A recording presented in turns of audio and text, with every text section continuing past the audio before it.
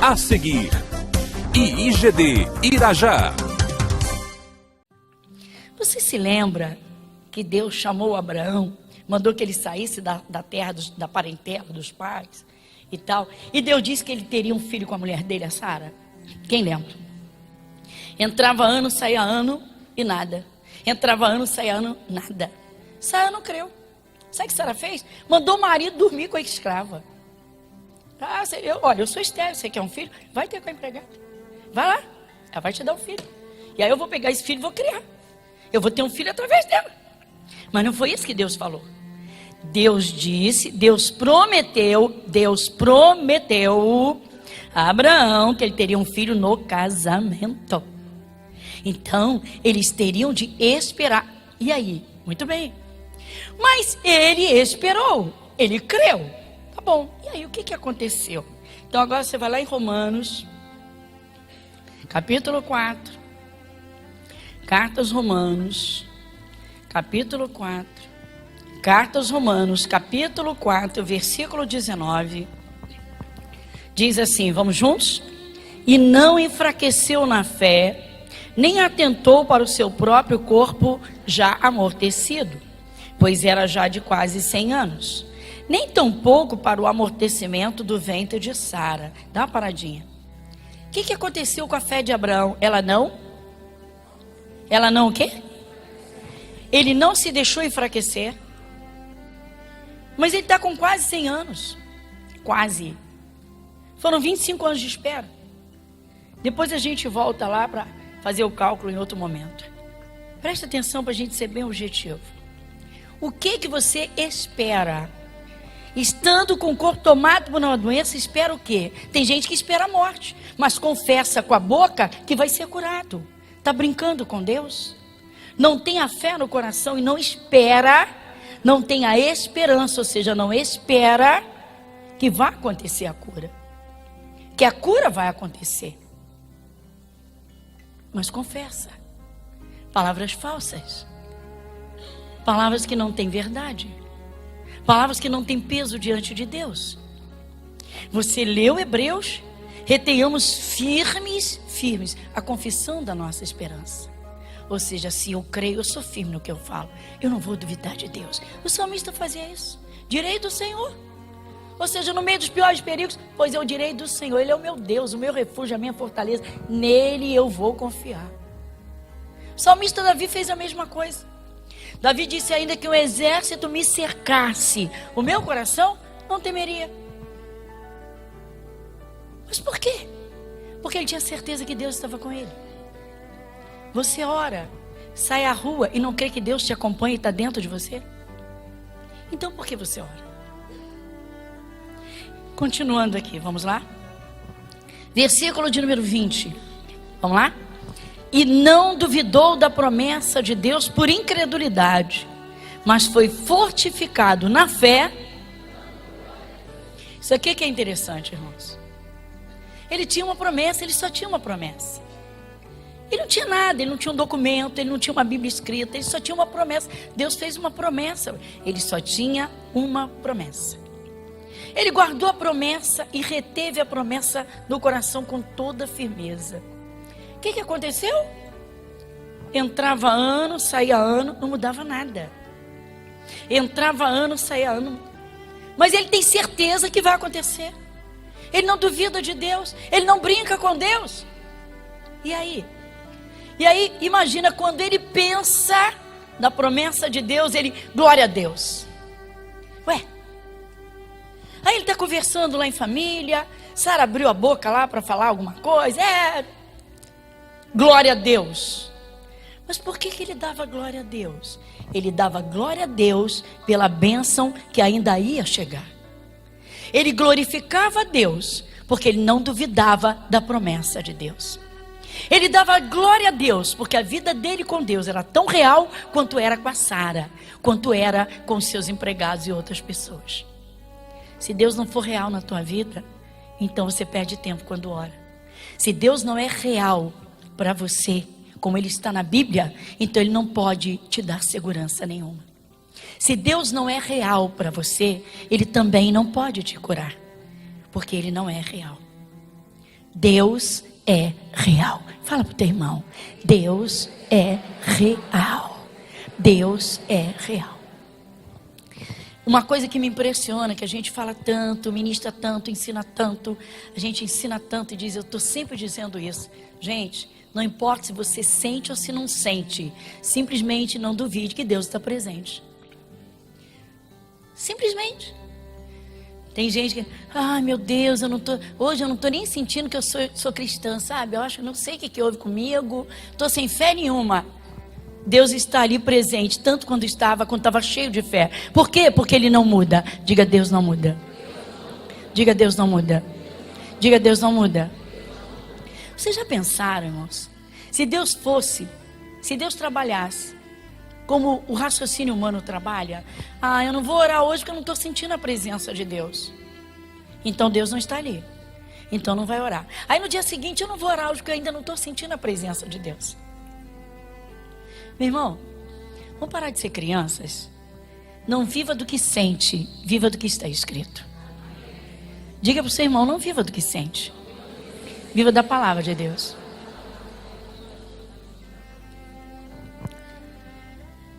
Existem duas formas das pessoas serem curadas. Vamos falar de cura. É uma das coisas mais comuns e necessárias no meio de qualquer pessoa, de qualquer grupo. Vamos lá. Você tem duas formas de ser curado. Ai, pastora, que isso? Deus pode derramar um poder, se um fogo consumidor, derramou um fogo, doença, espírito de doença, foi tudo embora. Mas você pode alimentar uma fé e trabalhar paulatinamente com essa fé simples. Pegar um martelo espiritual e dar umas boas marteladas, sabe? Naquela doença que está ali, que está perturbando, feito uma pedra, feito uma montanha, e você dá umas marretadas nela, até esmiuçar tudo e depois fazer assim, Jesus, vamos mandar isso embora, em nome de Jesus, e vai tudo embora. Esfarelou e já foi. Pastora, é tudo tão simples para a senhora. É simples, irmãos, porque Jesus é simples. A nossa palavra tem muito poder. Só que se nós falamos e não cremos, nós jogamos conversa fora. Aborrecemos a Deus. E Deus não trabalha nas nossas palavras. Mas se nós formos firmes naquilo que nós crermos e falarmos de acordo com a palavra, usando principalmente o nome de Jesus, não tem um demônio que se meta na tua vida. Por quê? Porque Jesus é Senhor de tudo. Abra sua Bíblia em Jeremias. No capítulo 23, no versículo 29. Quem vai ler comigo esse versículo bem devagarinho? Não é a minha palavra como fogo, diz o Senhor, e como um martelo que esmiuça a penha? Caramba, uma rocha ser esmiuçada com um martelo? Não, mas aqui te apresenta duas formas. Deus diz, a minha palavra não é como um fogo? Então o fogo passou e queimou todo o mal. Acabou. Acabou. Já queimou o espírito mal, já queimou a doença, já queimou tudo. Tá bom. Mas não houve essa fé. Não houve uma fé para fazer a obra de uma vez só. Não houve a fé, para que o problema acabasse de uma só vez. Então, e aí? E aí? Então vamos às confissões. Retenhamos firmes a confissão da nossa esperança. Eu não vou morrer, eu vou viver. Por quê? Porque Deus está comigo. Conversa com alguém sobre a doença. Vai ao médico e os resultados dos exames estão péssimos. E o médico chega e apavora e dá o veredito. Não adiantou nada. Falei, não aconteceu nada. Eu falei que eu estava curado. Eu falei que eu ia ser curado. Eu falei. Deus examina os corações, irmãos, e prova pensamentos para nos trazer um resultado. Deus não trabalha no medo, Deus não trabalha na dúvida, Deus não trabalha na insegurança, porque Ele é Deus. E pode uma pessoa dizer assim, eu creio em Deus, eu vou ficar curado. Olha, na verdade, eu acho que eu já estou curado. Deita no travesseiro, O diabo atormenta os pensamentos. E já vê o próprio velório. E no dia seguinte diz: vou ficar curada. Vou ficar curada. Eu vou ficar curada. Eu vou ficar curada. Eu vou ficar curada. Irmãos, cuidado, muito cuidado, porque o Senhor Deus, Ele vela pela palavra dEle do começo ao fim. A Bíblia diz que Jesus é o autor e o consumador da fé. Ele começa e Ele termina. Mas nós somos participantes nisso. O martelo que esmiuça a penha. Pega uma rocha, pega uma marreta. Vai lá. Pá, pá, pá. Hoje você conseguiu esmiuçar 1/2 quilo. Talvez você conseguiu esmiuçar, vamos lá, uns 10 centímetros. E você vai abatendo. De 10 em 10 centímetros, aquela pedra vai sendo esmiuçada. Daqui a pouco só tem pó, só tem farelo. A pedra acabou. O martelo que esmiuça a penha. Deus está dizendo: não sou eu? Eu não sou isso? Eu sou um fogo consumidor ou eu sou um martelo? Alguém precisa trabalhar com esse martelo. Irmãos, não se brinca com a palavra de Deus. Deus nos dá tantas formas para recebermos as suas bênçãos, mas todas elas estão reunidas na Bíblia Sagrada. Não sai da palavra. Não duvide de Deus. Nada acontece por acaso, como eu dizia no culto anterior. Abraão, enquanto esperou a promessa, ele não duvidou, você leu, ele não teve receio, ele não brincou com a promessa de Deus. Ele dava glórias numa certeza de que o que Deus prometeu se cumpriria na sua vida. A fé tem de ter um início, ser alimentada até que a bênção se concretize. Deus trabalha na promessa, Deus trabalha durante o período de espera e Deus cumpre aquilo que você crê. Atenta bem para a palavra de Deus. Eu disse que uma das coisas que mais atrapalha, impede Deus de agir, realmente é a língua, irmãos. A língua é um caso sério. Eu termino um culto de cura. Eu estou ministrando cura. Exemplo, seminário da cura. Tivemos seminário da cura. Quem participou e quem assistiu? Fantástico, não? Sim ou não? Fantástico. Que nós vimos, meu Deus, tá bom, só isso. 7 semanas, tá bom. Termino eu a ministração e disse: agora assuma a sua cura. Vamos lá. Se ela não aconteceu, alimente a sua fé. Ela vai acontecer. Por quê? Porque a palavra vai se cumprir. Você está debaixo da promessa. Sai uma senhora e vem: pastor, só pode botar a mão na minha cabeça para repreender a doença? Eu disse: como é que eu posso repreender o que já foi repreendido? Como é que eu vou repreender o que já foi repreendido? Não, mas a senhora, por favor, é que eu quero uma oração particular. Eu disse: a senhora acha que Deus trabalha no atacado? Que Deus trabalha genericamente? Olha para o seu irmão. A senhora tem parentes em casa? Certamente tenho. Tem algum idêntico com a senhora? Nem os gêmeos são idênticos. Sabe por quê? Deus fez cada um. Ele dá atenção a cada um. O problema, irmãos, é a forma como a pessoa vê.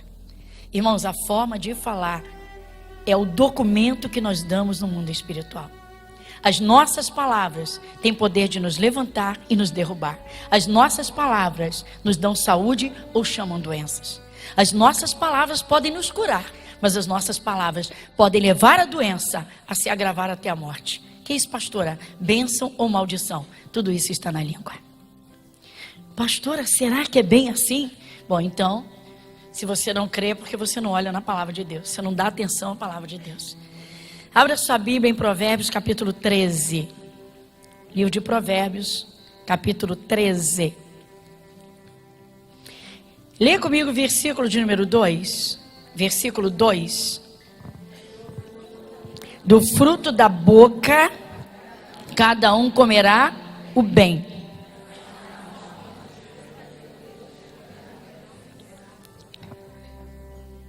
Do fruto da boca. Qual é o fruto da boca? Diz para o seu irmão as palavras. Diga, suas palavras são frutos. Agora, irmãos, são frutos que nós comemos. Atenção. São frutos que nós mesmos comemos. Não são terceiros que vão comer neste caso. Até podem. Falei no culto anterior. Crianças debaixo de maldição que caem em desgraças por causa das bocas dos pais. Estamos falando de nós mesmas. Irmãos, muita gente tem plantado a desgraça na sua vida. Na eternidade, quando Jesus mostrar, vai ser deplorável, lamentável, porque não tem jeito, já foi, já aconteceu. E aí, do fruto da boca, de novo, bem devagarinho, Provérbios capítulo 13, versículo 2. Do fruto da boca, cada um comerá o bem. Peraí. Vai comer o bem se plantar o bem. Se você plantar o bem, você vai comer o bem. Pastor, eu não faço mal para ninguém. Às vezes você faz mal para você. Na hora da tristeza, do desgosto, no momento de uma visitação, de lembrança triste de passado, quando você diz, eu sou infeliz, minha vida não dá certo, não consigo nada na vida. Quando você diz, está tudo difícil, você anula o poder de Deus na sua vida, você anula as orações todas que você tem feito. Tem gente que planta muito bonito nas orações, mas no dia a dia arranca tudo o que plantou. Tem gente, meu irmão, que fala bonito, mas quando o diabo faz uma visitinha, meu irmão, arranca tudo, acaba com tudo que fez. Do fruto da boca cada um comerá o bem. E depois ele diz, mas a alma dos prevaricadores comerá violência. Sabe o que é prevaricar? Você sabe. Você é funcionário público? Se você deixar de cumprir um dever referente à sua função, se você deixar de cumprir, você não prevaricou? Sim ou não? Pois é. O cristão prevarica, sabe por quê? Porque ele não fala o que ele tem de falar. Porque ele não crê como ele precisa crer. Porque ele não anda com Deus como deveria andar. Principalmente no falar. Prevaricação com as palavras. Ao invés de confessar, como o salmista do Salmo 91, confessa os medos e os perigos. Meu irmão, não tem como Deus trabalhar. A alma dos prevaricadores vai se alimentar de violência. Meu irmão, não é uma brincadeira. Pessoa ter a alma violentada. Por quê? Pelos acontecimentos, pelo sofrimento, pela desgraça que abateu, que trouxe angústia profunda. A coisa não é uma brincadeira, é muito séria. Eu fiz uma brincadeira com a igreja aqui que não é uma brincadeira. De vez em quando a gente faz uma gincana, né? Tivemos a gincana dos pontinhos, só com a ajuda do Espírito Santo. Pois é assim, Senhor, se eu errar, me faz lembrar. Eu disse, que tal a gente fazer uma dieta de palavras? Pastor, eu não entendo. Você entende o que é uma dieta orientada? Por exemplo, se você consultou vamos falar de um nutricionista, pronto. Você fez uns exames lá e percebeu que o seu corpo está em falta de algumas coisas. Está faltando magnésio, está faltando ferro, está faltando alguns minerais. Ele vai te orientar numa alimentação que vai suprir aquilo, não é? Mas de repente aquilo não é gostoso. Você diz, poxa, eu não gosto disso, eu não gosto de espinafre, eu não gosto de feijão. Mas você vai comer. Você vai comer, se não quiser tomar remédio, você vai comer isso. Por quê? Porque o teu corpo precisa disso, isso vai ser bom para o teu corpo. Ah, vai ser bom para mim? Então eu vou comer. Então, o que é uma dieta de palavras? Eu vou falar o que vai ser bom para mim e para você. Amém, Jesus? Se não vai ser bom, então não vou falar. Não vai me fazer bem, não vou falar. Vai me fazer mal, não vou falar. Eu não vou falar. Será que a gente está entendendo, irmãos? Irmãos, isso é muito sério, é muito grave. Se não fosse tão grave, eu não estaria insistindo tanto. Ainda vem muito mais por aí. Resumindo, lá aqui em Provérbios, no capítulo 18, no 21, a gente encerra. Quer ver? Vamos lá. Provérbios 18, 21. 18, 21. Quem vai ler comigo? Vamos juntos agora. A morte e a vida estão no poder da língua. E aquele que a ama... peraí, eu estou entendendo que você está entendendo que a morte, a desgraça, a morte e a vida. Vida representa tudo que é bom, a vida. A morte e a vida estão no poder de quê? Da língua. Peraí, esse membro tão pequeno tem tanto poder assim para dar vida ou da morte? É isso? É isso, irmãos. Exatamente isso. Exatamente isso. A morte e a vida estão no poder da língua. E aquele que a ama, ame a sua língua. Para quê? Porque aí você cuida dela, não deixa ela falar besteira. Não, pastor, eu tenho um problema. Sabe qual é o problema? Eu falo o que eu penso. Não é inteligente falar o que pensa. E de repente passa uma besteira pela tua cabeça e você vai falar e não vai ser bom. Você está diante do seu chefe, está com raiva dele. Você pensa em dar um soco nele, de tanta raiva. Chefe, eu não sei onde eu estou, que eu não... Acabou, meu irmão. Passa no RH, vai. Assina a tua demissão. Só uma brincadeirinha. Falar o que pensa. Então eu vou mostrar uma coisa para você muito forte. Eu ia encerrar aqui, mas não vou não. Vai no Salmo de número 17. Salmo de número 17. Vamos visitar alguém muito inteligente, muito sábio e muito ungido por Deus. Salmo 17, Salmo de Davi. Versículo 3. Salmo 17, versículo 3. Quem vai ler comigo? Provaste o meu coração, visitaste-me de noite, examinaste-me e nada achaste. O que pensei? O que você diz agora? O que você diz? Pastora, de vez em quando dá aquela sensação de uma virose, e aí eu abro a boca, chego a dizer, eu vou ficar doente. O que eu pensei, o que eu senti, ou o que eu estou sentindo, eu não vou falar. O que eu estou pensando, eu não vou falar. Eu vou falar o que a palavra diz a meu respeito. Eu vou fazer as minhas confissões segundo o que eu espero, porque eu espero coisas boas, o meu Deus está comigo. Isso aqui tem muita coisa para se entender, mas não esquece, a morte e a vida estão no poder da língua. Fala para o teu irmão assim, ó, é vida ou morte? Diga na tua boca. Diga na tua boca. Na tua boca. Irmãos, é muito sério. É lamentável que as pessoas tenham a Bíblia como um livro religioso, tá? É assim que o pecador diz assim, esse é crente, esse é da Bíblia, ele é da Bíblia, né? Ele é da Bíblia, né, pastor Marildo? Né? As pessoas olham assim, ele é da Bíblia, né? Dizem, é da Bíblia. Pois é. Irmãos, a Bíblia não é um livro religioso. Aqui está a palavra de Deus. Aqui é a palavra do nosso Pai, do teu Pai. Aqui é o manual da vida. Aqui é o manual da vida. Diga graças a Deus. Igreja Internacional da Graça de Deus, Avenida Monsenhor Félix, 1120, Irajá.